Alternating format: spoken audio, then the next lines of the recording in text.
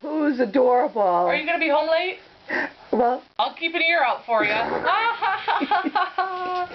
My ear sticks up. You are a funny girl. I try. Aren't I cute?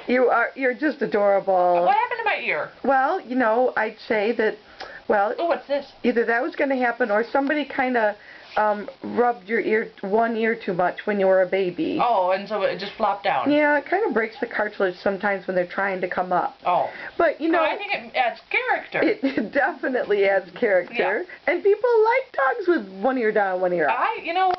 I think it's the best. Some people even keep an ear out for them. Or an eye. At least I have an eye that does that. That would be kind of weird. Oh, that would be weird. Yeah. That's worse. Yeah. Yeah, we'll deal with the ear thing. Let's not have eyeballs Okay. doing that. Oh, do you not like greenies? Did you try it? I don't know yet. Okay, I'll try it. I don't like it. That was quick. It was quick. That was pretty quick.